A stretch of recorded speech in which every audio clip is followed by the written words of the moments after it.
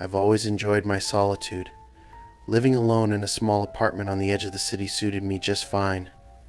My evenings were typically quiet. I'd cook a simple dinner, watch some TV, and maybe read a book before bed. It was an unremarkable routine, but it was mine. One Tuesday night, as I was settling into my recliner with a novel, my phone rang. Glancing at the clock, I saw it was nearly midnight. The caller ID displayed an unfamiliar number. Hesitating for a moment, I decided to answer, thinking it might be important. I greeted the caller, waiting for a response. A raspy voice asked if Michael was there. I informed them that they had the wrong number, explaining that no Michael lived here. The caller paused before insisting that Michael needed to come to the phone. Feeling a bit uneasy, I reiterated that they had the wrong number and ended the call. Shrugging it off, I returned to my book. A few minutes later, the phone rang again. The same number appeared. Annoyed, I answered, but before I could speak, the voice declared that Michael couldn't hide forever.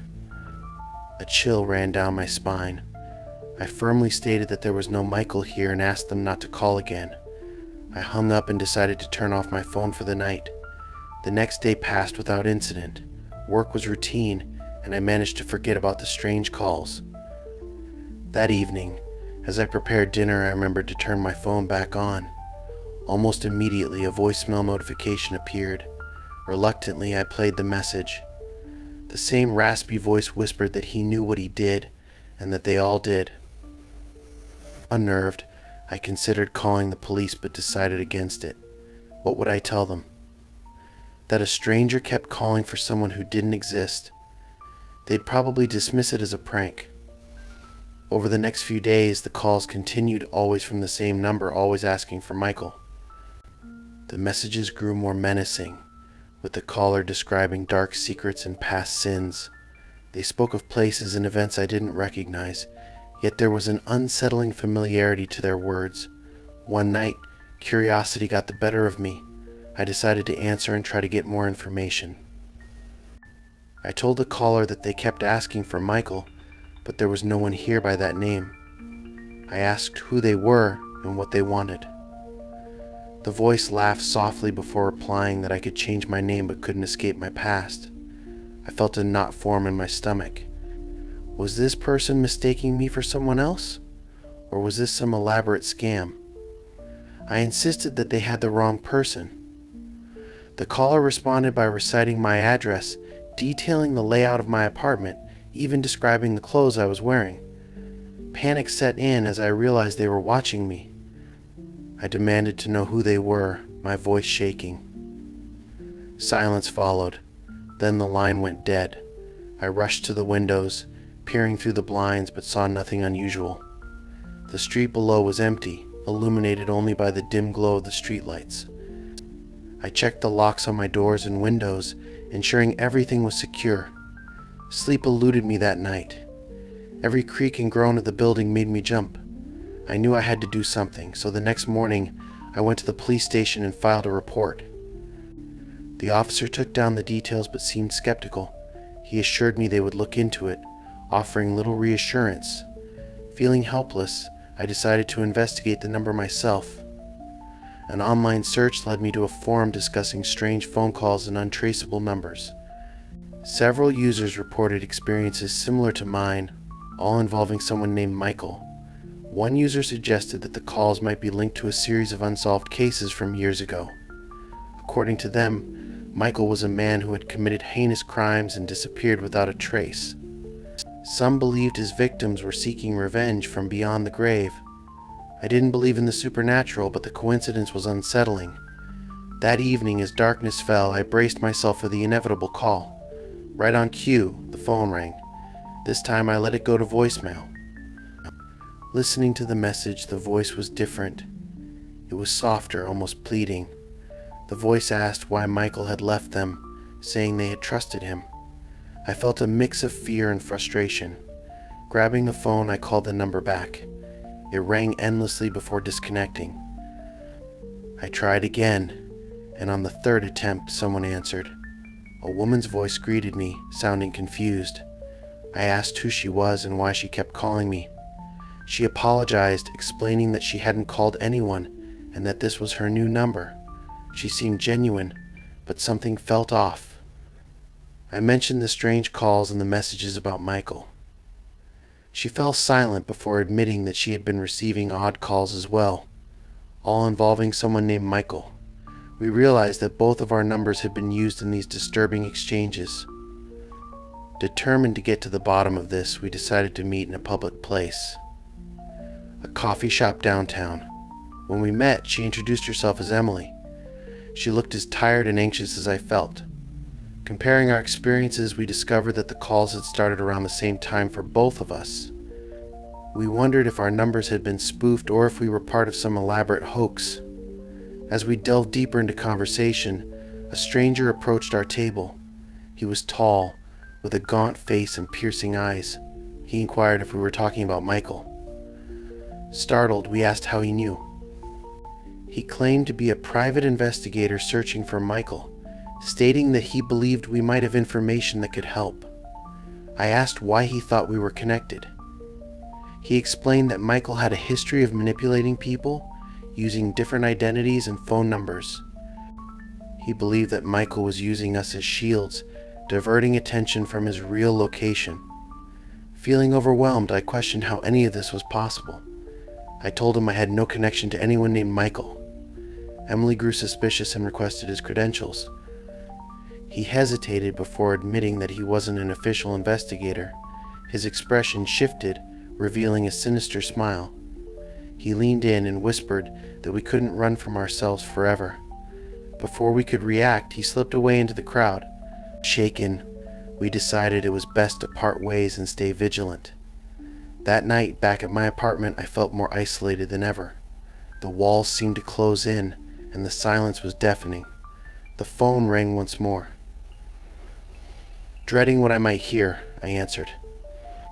A chorus of voices spoke in unison, reminding me to remember what I did, calling me Michael. I shouted that I wasn't Michael, insisting that they had the wrong person. The voices laughed, a haunting sound that echoed through the room. Desperate for it to end, I screamed into the phone, pleading for them to leave me alone. The laughter stopped abruptly. A single voice whispered that it would be soon. The line went dead. That was the last call I ever received. But the unease never left. I changed my number, moved to a new place, and tried to rebuild my life. Yet sometimes, in the quiet moments before sleep, I wonder if there's a truth I'm not seeing. Was it all a case of mistaken identity, or is there a part of me, buried deep, that is connected to Michael? I may never know the answer. But if you ever receive persistent calls meant for someone else, be cautious. Some calls reach across more than just distance. They may be echoes from a past that refuses to stay hidden.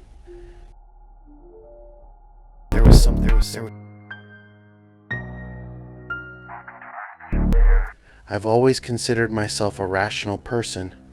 I don't believe in the supernatural or any of that paranormal nonsense. So when I started receiving phone calls from my own number, I thought it was just a technical glitch or some prankster messing around. But now I'm not so sure. It all began about 2 weeks ago. I was sitting at home on a Friday night, enjoying a quiet evening after a long week at work. My phone buzzed on the coffee table, and I glanced at the screen. To my surprise, my own number was calling me. Confused, I picked up the phone and answered. I said hello, waiting for a response. There was only static on the other end. I repeated my greeting, thinking perhaps the signal was weak. Then, faintly, I heard what sounded like my own voice whispering, but I couldn't make out the words. Feeling uneasy, I hung up and decided it was probably some spoofing error. The next day, the same thing happened. This time I was at the grocery store when my phone vibrated. Seeing my number again, I felt a knot form in my stomach. I answered, and once more there was static. But then I heard my voice clearer this time, saying, "You have to listen." I froze in the middle of the aisle, heart pounding. I asked who was there, but the line went dead. people around me started to stare, so I quickly put my phone away and hurried to finish my shopping. That evening, I couldn't shake the unsettling feeling. I tried calling my own number, but it went straight to voicemail. I left a message for myself, half-jokingly telling whoever was on the other end to stop playing games. I felt ridiculous but didn't know what else to do. Over the next few days, the calls became more frequent. Every time it was my number, and every time I heard my own voice saying things like, "It's not safe and you need to leave," I began to lose sleep, the anxiety gnawing at me. Friends noticed I seemed distracted, but I didn't dare tell them about the calls. I didn't want them to think I was losing my mind. One night the call came again, but this time the voice was urgent. My own voice told me to check the basement. I rarely went down there, mostly using it for storage. Gathering my courage, I grabbed a flashlight and headed downstairs. The basement was cold and musty. Boxes were piled haphazardly, and cobwebs clung to the corners. I scanned the room with the flashlight, looking for anything out of the ordinary. Nothing seemed amiss until I noticed a faint glow coming from behind an old bookshelf. Curious, I moved the shelf aside, revealing a small door I had never seen before. It was wooden, with a rusted handle, and seemed out of place in my otherwise modern home. I hesitated but felt an inexplicable pull to open it. Taking a deep breath, I turned the handle and pulled the door open. A gust of cold air rushed past me, and I shone the flashlight into the darkness. The space beyond was a narrow passageway that seemed to extend farther than the dimensions of my house should allow. I stepped inside, the floor creaking beneath me. The walls were lined with old photographs, all of them of me at different ages, but in places I didn't recognize. In some, I was standing in front of unfamiliar buildings, in others I was with people I had never met. A sense of dread settled over me. I heard a whisper echoing down the corridor, my own voice telling me to turn back. Panic set in and I decided to leave. As I turned around, the door slammed shut behind me, plunging me into darkness. Frantically, I fumbled for the door handle, but it wouldn't budge. My phone buzzed in my pocket, and I pulled it out, seeing my number flashing on the screen. With trembling hands, I answered. My voice on the other end said, "You shouldn't have come here," I shouted into the phone, demanding to know what was happening. The voice responded, "You've opened the door. Now it can't be closed." The line went dead, and the flashlight flickered before going out completely. I was enveloped in darkness, the air growing colder by the second. Footsteps echoed from deeper within the passageway, slowly approaching. Desperate, I pounded on the door, yelling for help. The footsteps drew nearer, and I could make out a silhouette emerging from the shadows. It was me. Or at least it looked like me. The figure smiled eerily and said, "I've been waiting for you." I backed away, heart racing, as the figure advanced. It told me that it was the original, and I was merely a reflection that had strayed too far. Confusion and terror overwhelmed me. I insisted that I was real, that this was my home. The figure laughed softly, stating that my time was up and it was time to return. Shadows enveloped it, and I felt a cold grip on my arm. Everything went black. I awoke on the basement floor, the flashlight beside me flickering back to life. The small door was gone, and the bookshelf was back in place. For a moment I thought it had been a nightmare. But then my phone buzzed.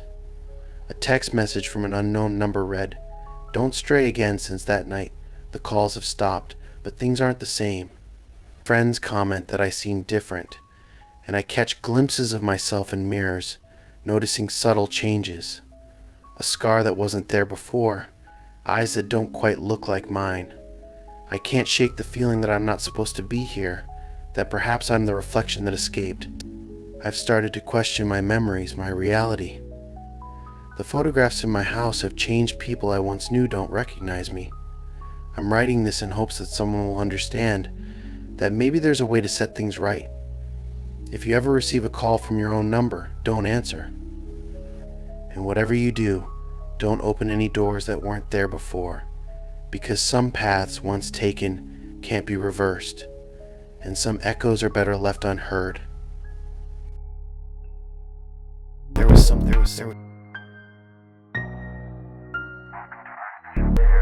I've always been a night owl. The quiet hours after midnight are when I feel most alive, free from the distractions of the day. That's probably why I was still awake at 2 a.m. when my phone rang, startling me out of my late night reverie. Glancing at the caller ID, I saw an unknown number. Considering the hour, I hesitated, but curiosity got the better of me. I answered, expecting perhaps a wrong number or a friend in need. Silence greeted me on the other end. I listened closely, thinking maybe the connection was bad, but there was nothing. No static, no background noise, just an unsettling void. Feeling a bit creeped out, I hung up and went back to the book one was reading. A few minutes later, the phone rang again.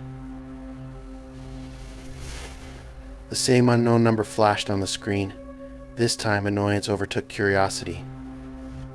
I answered with a sharp hello, but again, silence. Irritated, I told the silent caller to stop bothering me and ended the call. I tried to shrug it off, attributing it to some prank or glitch, but as I settled back into my chair, a nagging feeling crept in. There was something unnerving about that silence, something almost deliberate. The next night, at precisely 2 a.m., the phone rang again. The same number. My heartbeat quickened. Deciding to confront this head-on, I answered and waited. After a few moments of silence, I spoke calmly, asking who was there and if they needed help. There was no response. Just as I was about to hang up, I heard a faint sound, like a distant sigh or a whisper. My skin prickled. I asked if they could hear me, urging them to speak. The line disconnected abruptly. Sleep eluded me for the rest of the night, my mind racing with possibilities. Was someone in trouble? Was this a cry for help? The following day, I contacted my phone provider to trace the number. They informed me that the calls were coming from a disconnected landline. That made no sense. How could I be receiving calls from a number that wasn't active?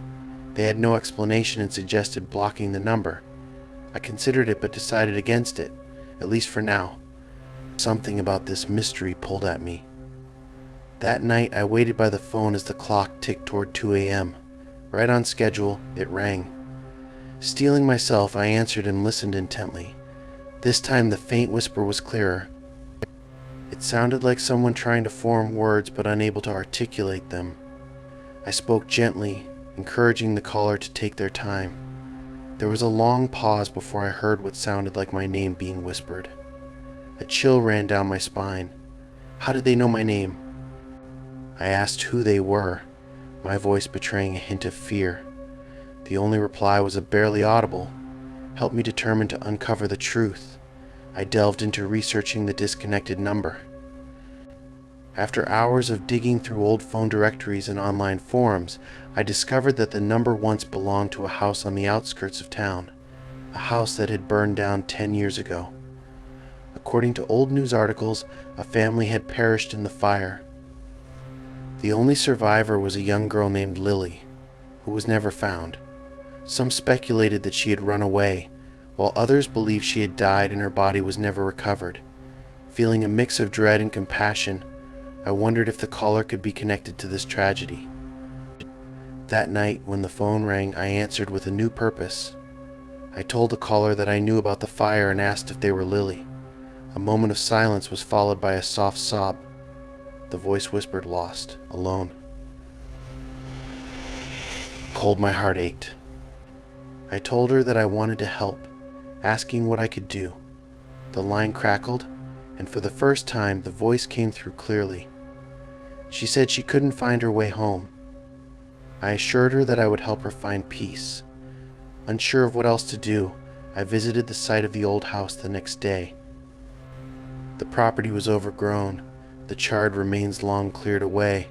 Standing there, I felt an overwhelming sadness, as if the place itself mourned.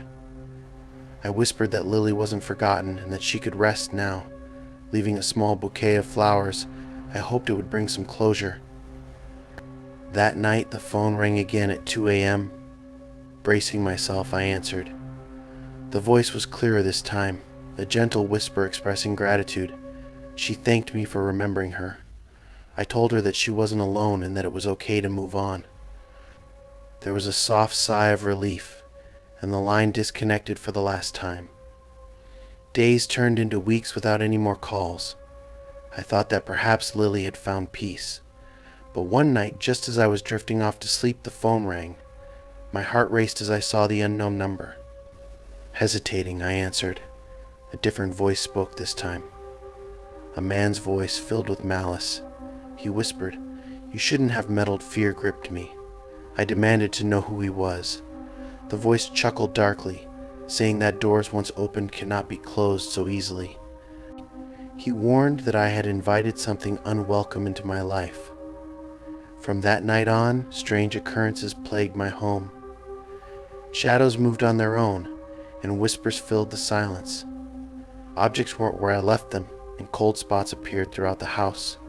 Desperate, I sought help from a local paranormal investigator. He listened skeptically at first, but agreed to conduct an investigation.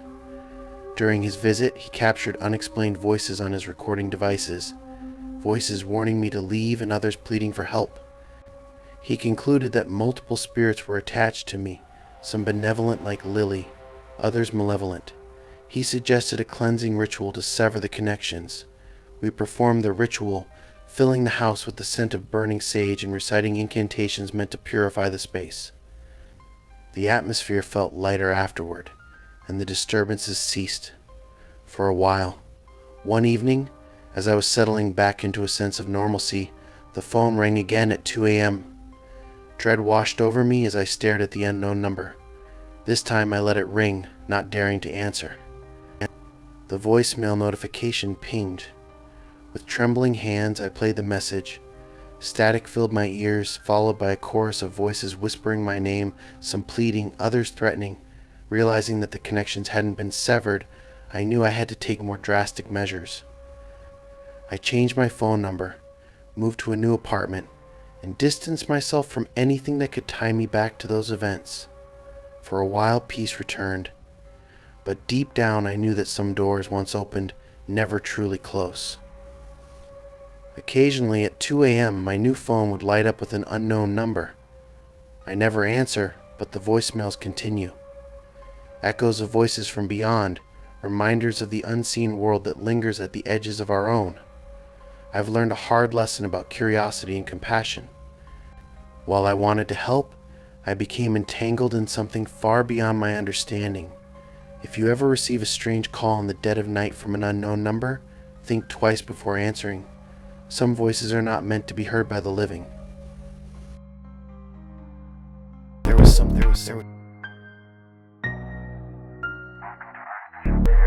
I've been replaying the events of the past month over and over in my mind, trying to understand how it all led to Sarah's disappearance.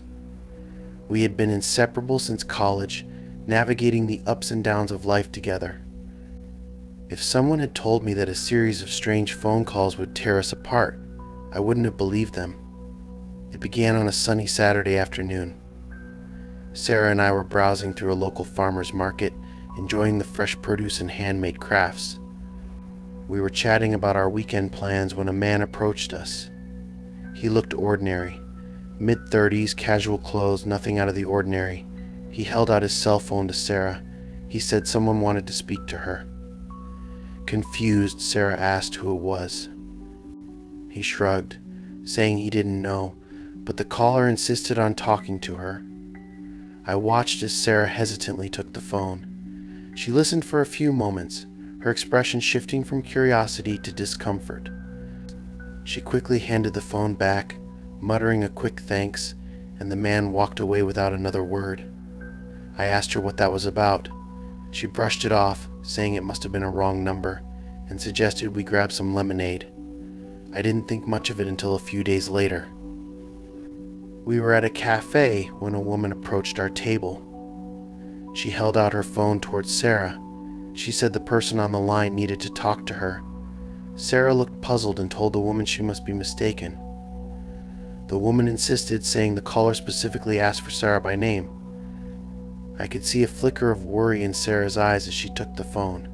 She listened silently for a minute before handing it back, her face pale.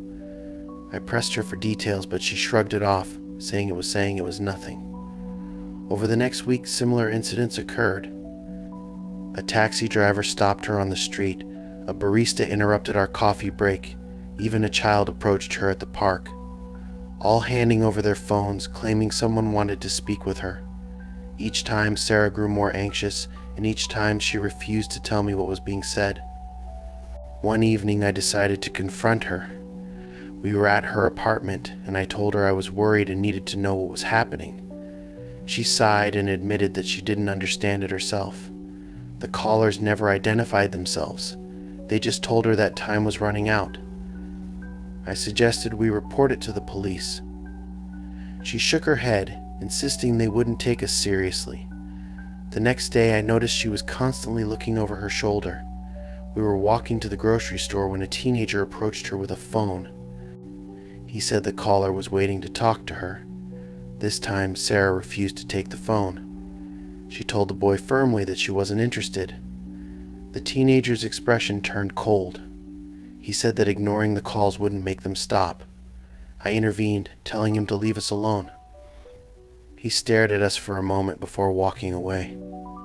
Sarah was visibly shaken. I urged her again to go to the police. She agreed, and we went to the station that afternoon. We explained the bizarre situation to an officer, who took notes but seemed skeptical. He said it was probably a prank and suggested changing her phone number. We left feeling frustrated and helpless. That night we stayed at my place. Around midnight there was a knock at the door. I looked through the peephole and saw a delivery person. He said he had a package for Sarah. I found it odd, as she hadn't ordered anything. I told him to leave it outside. He insisted that she needed to sign for it. Sarah refused to go to the door. I told the delivery person that we weren't interested and to please leave. He slipped a note under the door before departing. Sarah picked it up with trembling hands. The note read, "You can't hide forever. We decided to stay together at all times, hoping that strength in numbers would deter whoever was behind this." But the incidents didn't stop. Strangers continued to approach her, each with the same message. One afternoon, while we were at the library, an older gentleman handed her his phone. He said the caller had important information for her. Fed up, I took the phone instead. I demanded to know who was behind this. A calm voice responded, saying that this was between them and Sarah, and advised me to stay out of it. I threatened to involve the police again. The voice chuckled softly and said that the authorities couldn't help us. I hung up and returned the phone to the man, who walked away without another word. Sarah looked terrified. She confessed that she felt like she was being watched all the time, that no matter where she went, someone was always there. We decided to leave town for a while. Sarah suggested a cabin her family owned in a remote area. We packed quickly and set off that evening. For the first few days it was peaceful. We started to relax, thinking we had left the trouble behind. But on the fourth day, a car drove up the long dirt road leading to the cabin. A man stepped out, dressed in a utility worker's uniform. He said there was a report of an issue with the power lines. I found it odd since we hadn't noticed any problems, but he seemed official. He asked if Sarah was around. Alarm bells rang in my head. I lied, saying she had gone into town. He smiled slightly and said he'd return later. As he drove away, I noticed there was no company logo on his truck. I told Sarah what happened. She decided it was time to call her parents and explain everything. She stepped outside to get better reception. After a few minutes, I realized she hadn't come back. I went outside to find her, but she was nowhere in sight. Her phone was lying on the ground. Panic set in. I called out her name, searching the surrounding woods. There was no response. I contacted the local authorities and a search was initiated. They found no trace of her. It's been weeks now, and there's still no sign of Sarah. Her parents are devastated, and I can't shake the guilt that I couldn't protect her. I keep replaying everything, wondering who was behind this and why they targeted her. Occasionally, I receive strange calls from unknown numbers. I don't answer them. I'm haunted by the memory of the last note you can't hide forever. I fear that whatever or whoever took Sarah might come for me next. If you ever find yourself in a similar situation, with strangers approaching you with mysterious calls, take it seriously. Trust your instincts and don't brush it off as a prank, because sometimes the threat is very real and it might be closer than you think.